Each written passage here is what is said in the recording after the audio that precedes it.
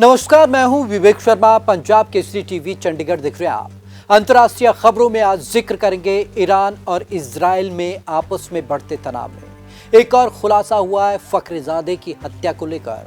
आपको बता दें कि ईरान के साइंटिस्ट फखरीजादे की सरेआम हत्या कर दी गई और इसके लिए जो खबर निकलकर सामने आ रही है वो ये कि इजराइल की मोसाद एजेंसी ने इसके लिए 8 महीने तक प्रैक्टिस की और ईरान के साथ वहां पर जासूसों के साथ काम किया और फखरीजादे की हत्या करवा दी गई। चलिए आपको खास रिपोर्ट में दिखाते हैं कि आखिरकार फखरीजादे की हत्या पर क्या नया खुलासा हुआ है। ईरानी वैज्ञानिक फखरीजादे की हत्या पर बड़ा खुलासा। इजराइल के जासूसों ने 8 महीने तक की थी तैयारी। मोसाद ने ईरानी एजेंट्स की मदद से ऑपरेशन को दिया अंजाम। 1 टन के मशीन गन टुकड़ों में पहुंचाई गई तेहरान। ईरान के सबसे बड़े परमाणु वैज्ञानिक थे फखरीजादे। जगह ईरान की राजधानी तेहरान।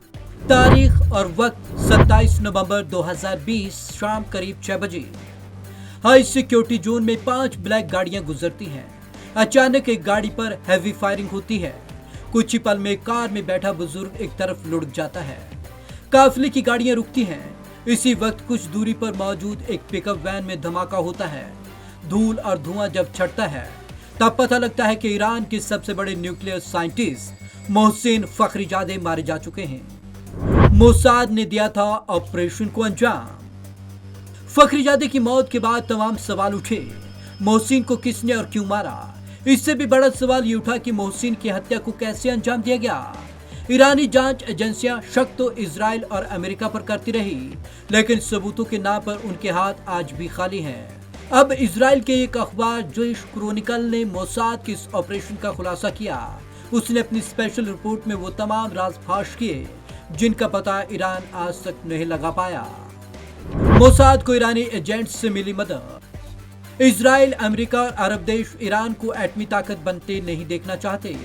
इजराइल के टारगेट पर ईरानी न्यूक्लियर साइंटिस्ट पहले रह चुके हैं। कुछ करीब इसी अंदाज में मारे भी गए। बहरहाल इजरायली अखबार की रिपोर्ट बताती है कि ऑपरेशन को इजरायली खुफिया एजेंसी मोसाद ने अंजाम दिया। इसमें कुछ ईरानी एजेंट्स भी शामिल थे। कुल मिलाकर 20 एजेंट ने मिशन पूरा किया। 8 महीने तक मोहसिन पर रखी नजर। मोसाद के पास मोहसिन के हर मूवमेंट की जानकारी थी। इसके लिए 8 महीने रेकी की गई। हर तरीके से इंटेलिजेंस इक्विपमेंट इस्तेमाल हुए। मोहसिन ने 6 साल पहले यानी कि 2014 में एटमी प्रोग्राम की कमान संभाली, लेकिन इजराइल ने उन्हें टारगेट तब किया जब वे इसमें कामयाब होने वाले थे। यही वजह है कि मोहसिन अमेरिका, इजराइल और खाड़ी देशों की आंखों में लंबे वक्त से खटक रहे थे। ईरानी बम के पितामह थे फखरीजादे। 59 साल के मोहसिन को फादर ऑफ बम कहा जाता था। उन्हें 13 गोलियां लगी। बगल में बैठी पत्नी और काफिले की दूसरी गाड़ियों के अलावा 12 बॉडीगार्ड्स भी सुरक्षित रहे। ईरान के एक अफसर ने कहा कि 62 बंदूकधारियों ने मोहसिन की हत्या की। अब इस दावे पर सिर्फ हंसा जा सकता है क्योंकि बिना सबूत के उन्होंने ये बात कही। एक वजह यह भी है कि ऑपरेशन की सच्चाई इजराइल से ही सामने आ गई। कैसे हुआ ऑपरेशन? 8 महीने की तैयारी की गई। 20 एजेंट की टीम थी। इजराइल ने 1 टन वजन वाली इस मशीन गन को स्मगलिंग के जरिए तेहरान में मौजूद एजेंट्स तक पहुंचाया। निसान कंपनी की पिकअप वैन खरीदी गई। इसके ऊपर मशीन गन फिट की गई।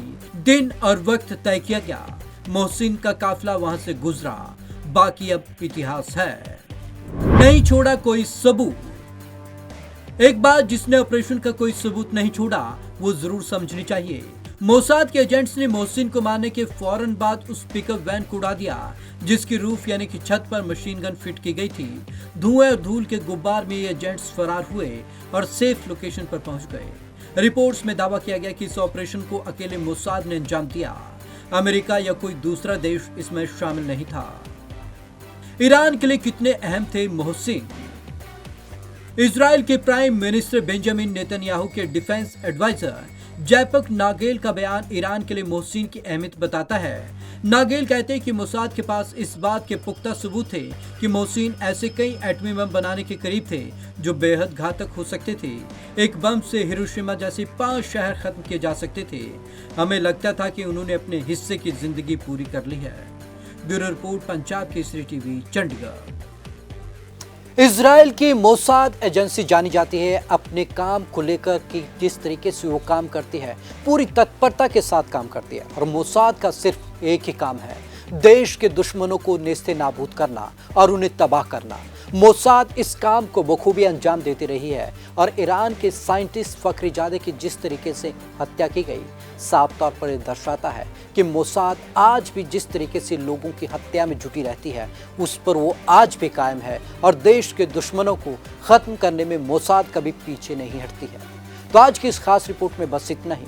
विवेक शर्मा को दीजिए इजाजत। नमस्कार।